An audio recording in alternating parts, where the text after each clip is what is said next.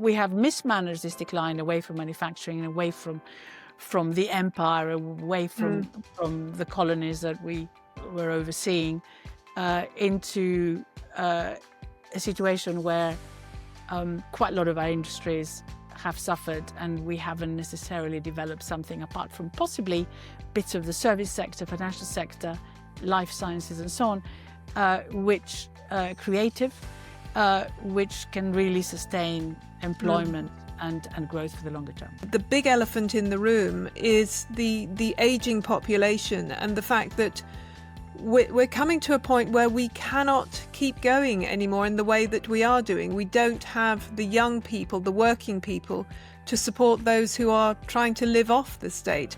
We have, in fact, ended up with this situation where so much debt needs to be continuously financed and a lot of debt needs to be continuously serviced at huge cost, which takes up a large part of what should really be going into the economy.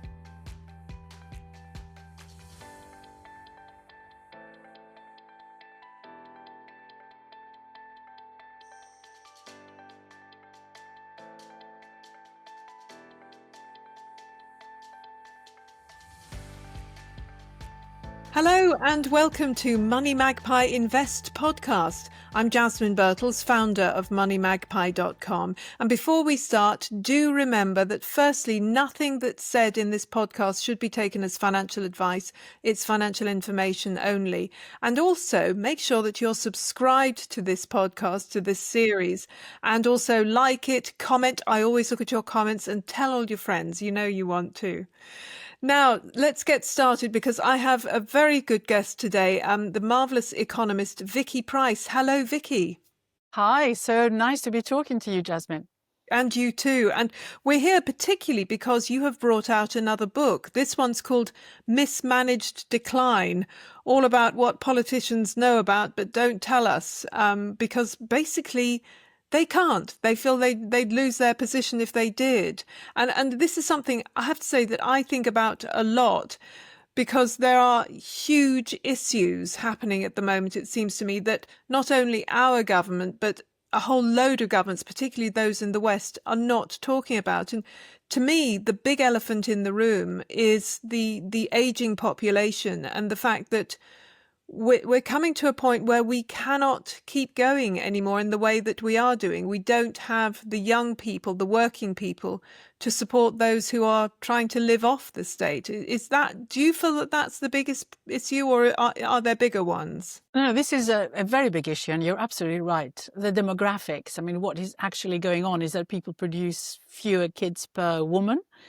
I mean, I have to say I've had 5 myself, but what you're seeing is that fertility rates have dropped very significantly and continue to drop despite lots and lots of attempts to change that. So lots of governments are giving extra freebies to people with larger families or at least to encourage them to have larger families.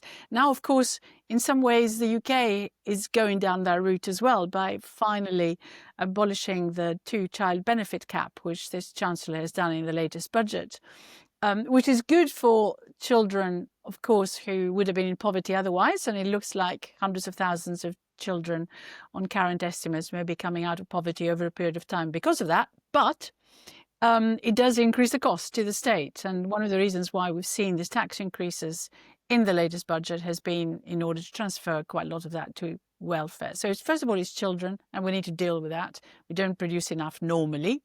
But of course, we have a welfare budget which has to, and a children's budget, allocated budget, which has to make absolutely certain that people are not in poverty and certainly not in absolute poverty. So we have a duty for that. But overall, fertility rates are falling, birth rates are falling, and we will be having an aging society with extra demands on the National Health Service. And the real way of dealing with it, I mean, now, of course, we also will have, through AI use and everything else, better treatments for people. They might live for longer as a result, better diagnostics.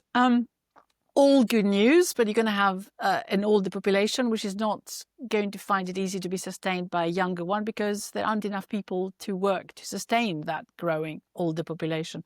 So what lots of countries are doing is they're extending their the age at which you retire.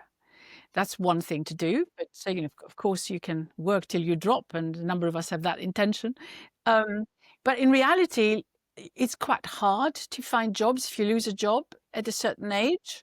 So what we find is that over 55s finds it much harder to get a job. And of course, a lot of that we've seen happening. And Jasmine, we've spoken about this before in terms of women in particular who take any breaks because of children, then find it quite hard to get back to a trajectory which gets them a reasonable income. And they end up, of course, the ones who are most impoverished. In the end, they have a less pension wealth at the end of their working life.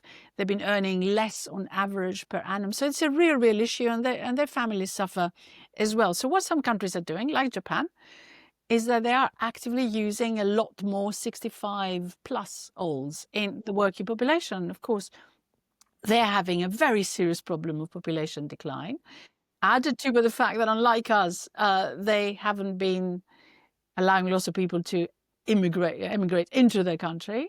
So it is the current population, more or less, that needs to do everything that needs to be done. And so they do have the highest proportion of 65 plus who work.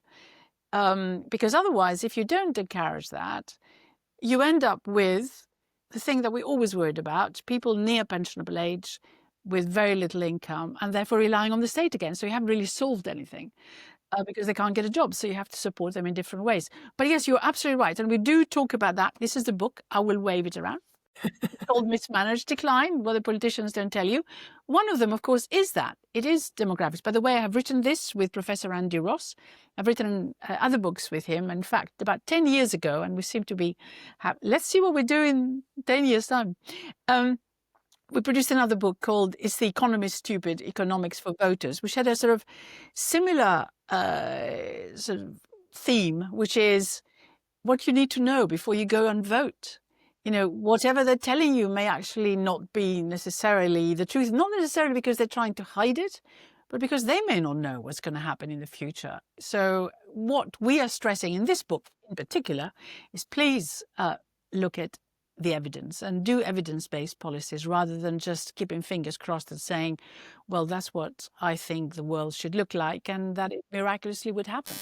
Hi, I'm going to quickly interrupt this amazing podcast to let you know that MoneyMagpie Invest has a bi-weekly newsletter where we share tips, tricks and insights to help you become a more confident investor. Our newsletter is completely free to sign up to, and it will arrive in your inbox on Saturdays at 12:30 p.m. As well as all of the super useful investing information, we also share exclusive deals from our partners. So if you're serious about building long-term wealth for yourself, I really recommend signing up. And you can find the link in the description of this podcast. So what are the other elements that politicians are talking about and we don't understand? What areas? I mean, as I say, we've just talked about the demographics and the aging population and what that means really for us to do. But what are the other elements that we need to consider? Well, we need to think about how particularly we can raise productivity in the economy. I mean, the UK, and what we analyze in the book, is had gone from being the sort of workhouse of the West, of the world really, with the Industrial Revolution in particular, which started in 1760, and then carried on. We were the holders or the heads of quite a big colonial empire, which of course helped us quite considerably. And also, of course, we were the first to start this Industrial Revolution and become quite a major force, if not the major force in the West, until, of course, a lot later we saw the rise of the US and now the rise of China. But we've spent the last 200 years losing a lot of that. Certainly a lot of that happened over the last 100 years after the Second World War in particular. And we have really ended up, after we left Europe too, as a much diminished country in terms of the influence we have. And also, unfortunately, the strengths that we had in manufacturing and some heavy industries and therefore the dominance in the world has also gone. And what I think, since you asked the question, what is it that the politicians need to have to say is we need a policy to reverse that. And what happened, and we analyze that as well, pre-financial crisis, that we thought, it's okay, we've sorted it out because we moved away from manufacturing, but we have the service sector, particularly the financial sector, the problem with the service sector more generally, apart from things like consultancy and engineering consultancy and the financial sector, tends not to be terribly productive. Manufacturing is productive because you export a lot of it, so you compete. And you import a lot of it, so you've got to compete if you have manufacturing base to make sure you survive. You innovate, you invest, and because you export, you're subjected to a lot more competition than would otherwise be the case. Whereas just think of a retail sector or a pub here. It's not exactly competing with someone who has a pub in France. You're competing with perhaps your next door neighbor, so it isn't the same thing. Whereas in manufacturing, to be able to remain relevant and to sell across the world, which we always used to do, you've got to innovate and be competitive as well. So you had a different view of how to survive and what to do, and you employ people with the skills to be able to do it. So we did that to a considerable extent, but when, of course, the other regions started growing and our industries being old already, the old chemical industry, well, I presume you can also look at extraction, whether it was mining, or for coal, or whether later on it was the North Sea oil, all those have declined in importance. And the interesting thing about productivity and why it matters is that you can get growth to happen in an economy either by, and I'm sure you and I have discussed before, either by having more people to produce things, great, although then you worry about GDP per capita, or you improve productivity, or you do both, which would be rather nice. So we used to look at all those sectors, whether it was shipbuilding or whether it was aerospace, and you'd think that, yes, they pay a lot because they have the right skills, so they must be very productive. And then you looked at the financial sector, which was taking over, and say, oh, yes, all these bankers are being paid rather a lot, so it should all be fine. It means that they're very productive. And then we had the financial crisis where they weren't. So the real danger of relying on a particular sector, which you cannot necessarily be certain is the one that's going to take you out of it, even though we've continued, even after Brexit, to be strong in financial sector, and we continue to be able to export services. So there is some inherent strength in the UK economy, but we need to nurture it and make sure we don't lose out from competition. It does feel to me, though, that the policies, particularly of this government and certainly of the last government, have actually reduced the incentive to work and produce. And I very much felt this with the latest budget. There's lots of taxation. There's still very much thinking of tax the rich, punish the productive, and give money to the unproductive. Surely that's something that needs to be reversed, and that voters need to realise that however much you might hate the rich and the productive, it's not helpful to punish them, honestly. I'm not sure that I necessarily want to punish them, because if you look at one particular part of the economy again, the same one that we've just been talking about, which is the financial sector, the one area where there hasn't been an increase in taxation, yes, of course, the people who work in it will inevitably be paying a little bit more tax, but they are already at a level where it hardly matters what the threshold of tax is for them. Whereas for the rest, where it is frozen, they just move into those new areas, whereas they probably have already been in those areas anyway, the higher tax band. So it doesn't really make a huge amount of difference. But we've seen that banks haven't really had anything particularly extra onto them. You've seen capital ratios now about to be reduced. You've seen regulation being eased more generally. You've seen also stamp duty on new IPOs also being eliminated for the time being for a number of years. So the shares of new IPOs. So you've seen quite a change taking place in order to remain competitive, and yet they are, because we don't have any big IT people ourselves like Elon Musk sort of round the corner, but you see that sector, which is very, very well remunerated, has been left largely untouched. So it's not uniform in terms of the attack on the rich, if you want to call it that. But there is no doubt that the mansion tax, if you want to call it that, itself is basically to keep backbenchers in the Labour Party happy that at least there is a little bit of a concern about the wealth creation that has happened in some part of the population, mainly the ones that have assets, like homes, whereas lots of other parts of the UK haven't done particularly well. Because I have readers who have told me, for example, there's one who made quite a lot of money a couple of years ago because he got a bonus and whatever. Half the money went in tax. And he says the moment he can retire, he's going to.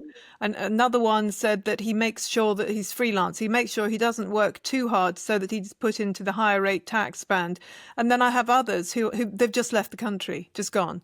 And this is a theme that I'm hearing over and over, that more and more people who would otherwise be working, be productive, are just saying we're not bothering. And I'm hearing this on social media as well. I'm getting a lot of comments. Don't you feel that that's the mark of a government or a system that is not helping productivity? Well, no, I think you're right. There is an issue there, and indeed people are voting with their feet, if you want to call it that. In other words, they're leaving. But, we've got to just look at the numbers. There's some very, very rich people who are going because of the tax and they don't want to pay it. The tax hasn't necessarily increased on them, as I was explaining earlier, but generally they're trying to avoid paying tax. So there are loads and loads more tax benevolent, should I say, countries which are very, very happy to have them. But it's interesting because we normally think it's the Middle East, Dubai and so on, where people are going. And what we've seen in this budget is that although it was rumored that they were going to be taxing the assets when you leave, they're not actually doing that. You always had to pay something when you sold property, but not otherwise. So that is an interesting development that has taken place, which has maybe made some people decide to go, but in the end, it hasn't happened. So they may not go in the numbers that people were worrying about, but people haven't necessarily gone to the Middle East. And analysis that we've just seen suggests that many people have just gone to other parts of Europe, even in places like Poland and Romania. But of course, these are people who perhaps came from those countries to begin with, became British, and then went back because those countries are doing quite well. I mean, Poland is growing very substantially. We're not.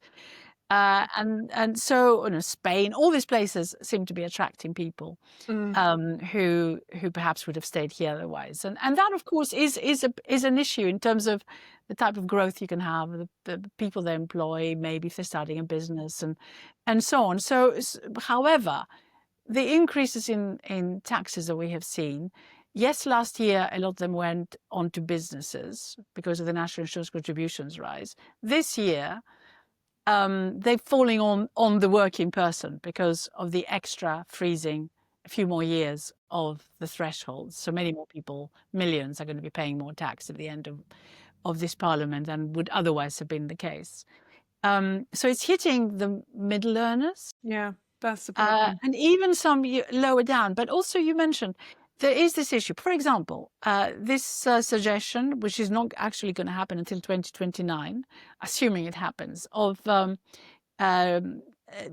limiting salary sacrifices for pension contributions, that may discourage people from getting to the level where they suddenly start, which is the case already if you don't have that, pay huge marginal tax rate when you're nearing £100,000 in particular. And because you then lose all your personal allowances as well. So, and that can discourage indeed people from working. You can see more part-time perhaps happening. So people reduce their hours so they don't get to that point and do something else with their lives, possibly. Yes. Maybe mind the kids or something. Yes, exactly. And the other issue, which you touched on before, is the fact that, well, for example, I've had somebody from Austria comment on one of my Instagram reels saying that in Austria they don't have much of a problem with the state pension because everybody has their own investments. They've been doing this for decades. They've set up their own pensions. They've set up their own investments. In this country, we're hopeless at investing, which is why at MoneyMagpie Invest we're sort of pushing it. And with policies like getting rid of salary sacrifice, that basically puts people off investing for their futures. And really, it seems to me we should be doing everything we can. Governments should be doing everything they can to say, this is how you invest. You've got to invest for yourself. Not just the company pension, which is a good start, but that's just a start. Do you think? You have a point, and this is absolutely true. There is one thing, though, to remember, and I think it definitely needs to be encouraged, that is that people absolutely need to do that investment, because otherwise they will be poor when they retire. Because what you see in terms of the percentage of GDP that's devoted to paying a state pension in this country is one of the lowest in the OECD, about 5%. I mean, in France, I think it is 13, 14. Some other countries is even bigger, including some of the Nordic countries. So we are quite disadvantaged from that point of view. And it means really that quite a lot of pensioners can very easily fall into poverty. And all the attacks that there have been about, we give a lot to the pensioners with the triple lock and so on, and look at the poor young who can't even get a home. The reality is that it's the only way that they can stay out of poverty. And we need to bear that in mind. Yes, of course, things have improved hugely from where they were in terms of where pensioners are now. But you add, all the extra cost of living and everything else, and that doesn't leave them in a very good position.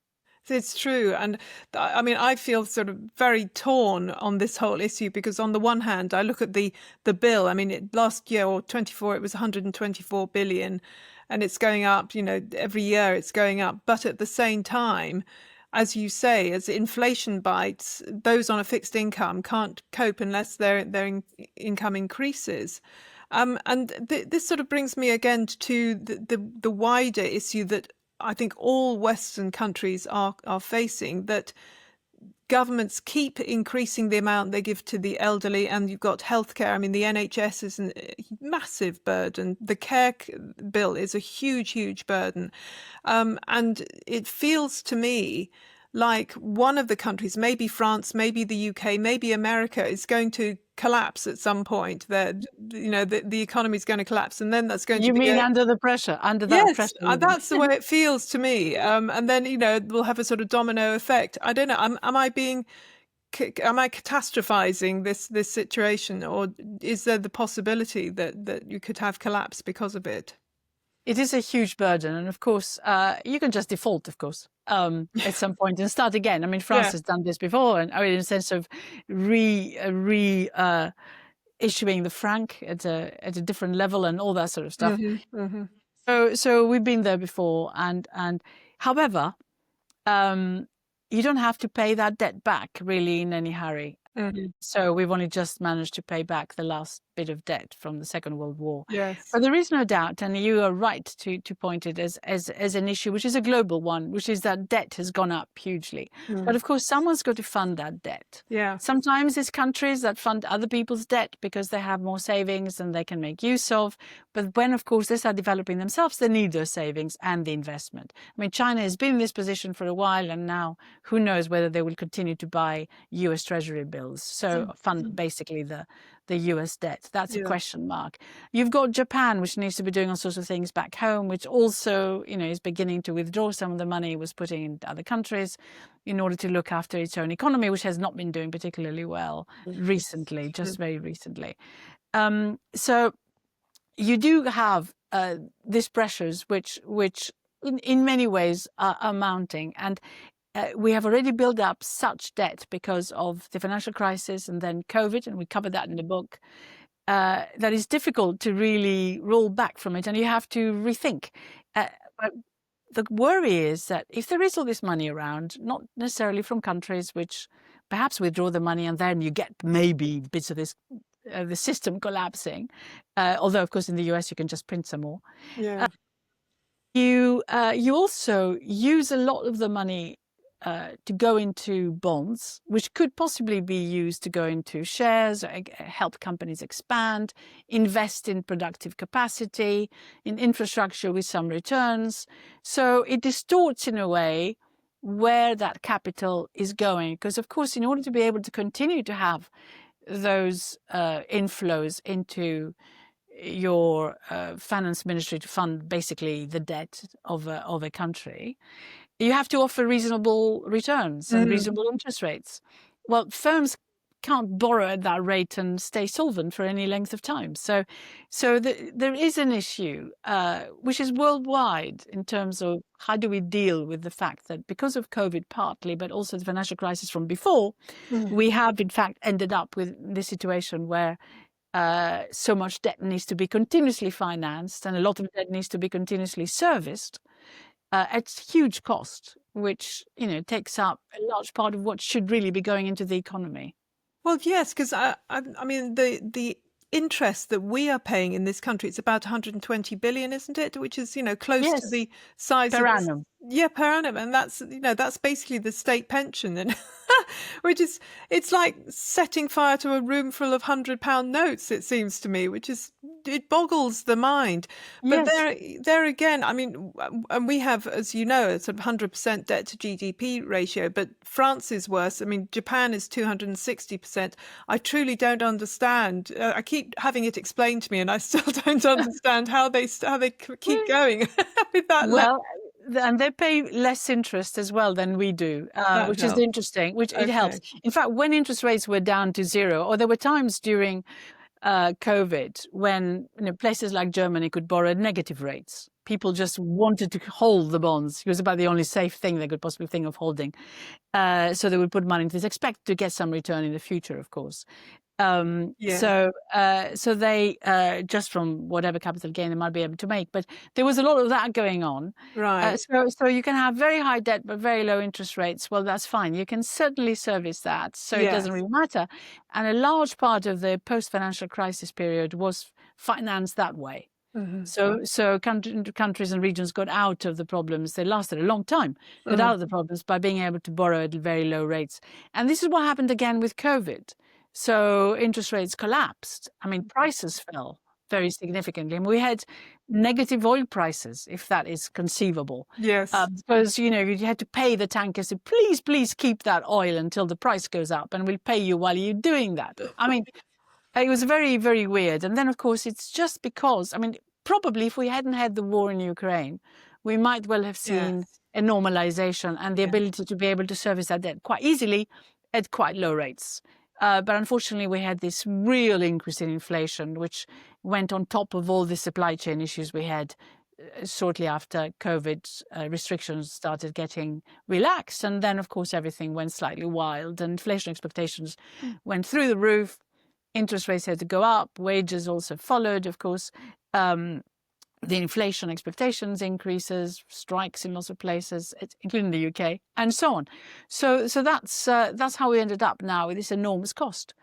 So it is a conundrum, and the only way to get out of this is, of course, get into a situation where you can see those rates coming down, the interest rates coming down, and second, really get some growth. Yes. Some slightly faster growth. And the tariff situation with the US and so on hasn't helped because trade matters hugely, and yet trade growth forecasts have gone down very significantly, and that doesn't help the growth of the economy as a whole, or making sure that you produce at the best place in the most competitive way with the best choice there for the consumer with low prices generally. In fact, if anything, we've introduced lots of barriers, and that increases prices, reduces choice, and also increases unemployment.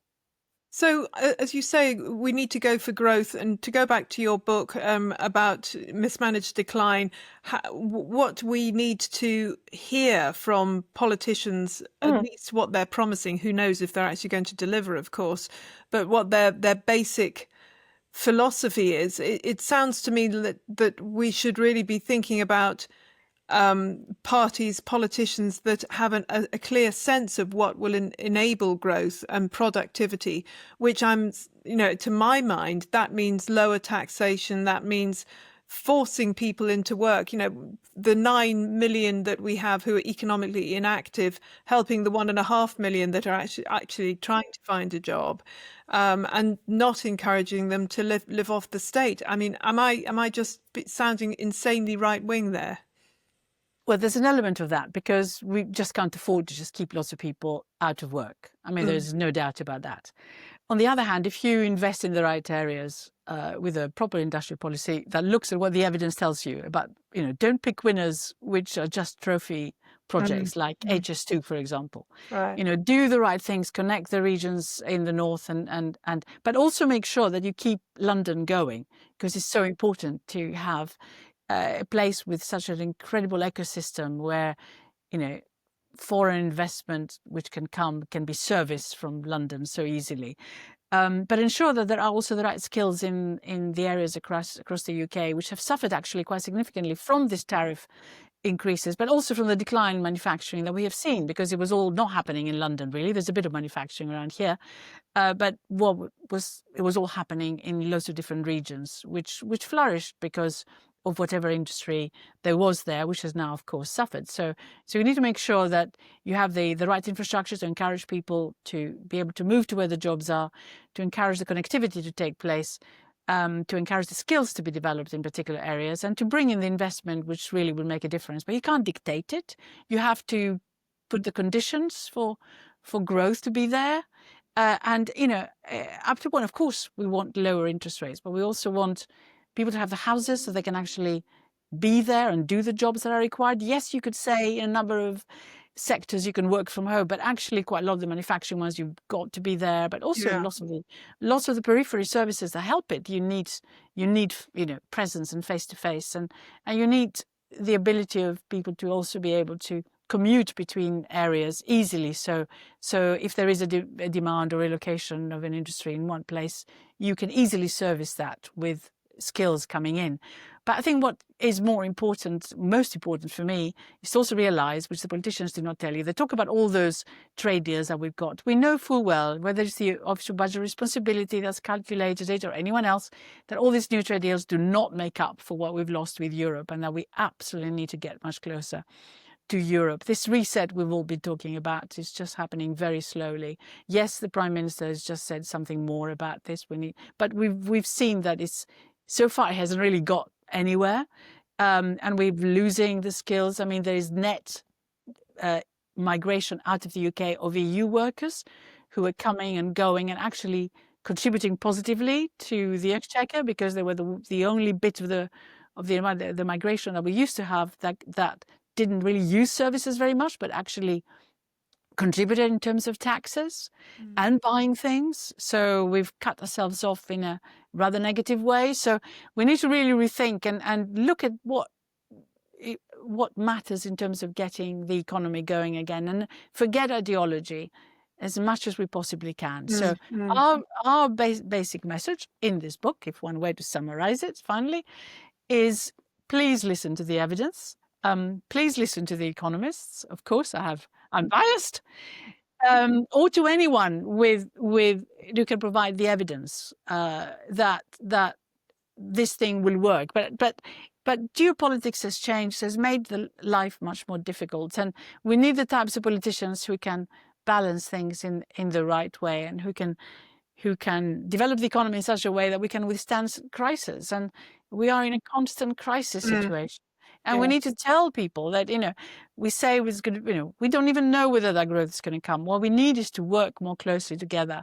And there is an interesting thing, because some time ago I was working with some people who are producing stuff for the World Economic Forum, and they produced reports that said that the most productive countries are also the ones and where equality is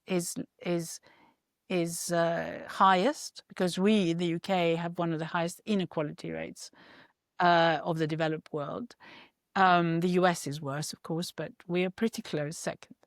In the G7, what they're saying is that the countries that do well are the ones that are cooperative, where you haven't developed in the region fighting against region, particular groups of people, depending on class or incomes, feeling, disalienated because of, or whatever, they're alienated because they are in a particular category and can't really converse with the rest. I don't mean in terms of face-to-face contact, but I mean in terms of their needs and their priorities and whether they're being left behind. There's a lot of that going on. And we are not a very cooperative society. We are a society which has been, perhaps it was the Industrial Revolution that did it, perhaps it was later unionization and so on. We are a society which is ridden with conflict, and getting those bits to work together. Look what happened with Brexit. Such a big division. We don't really cooperate with each other well enough. And unfortunately, that means the policies that are developed are not those that are consistent long-term, because everyone has their own ideology and things change so fast, to get to that position where you can have sustainable growth. And I think that's what we're saying.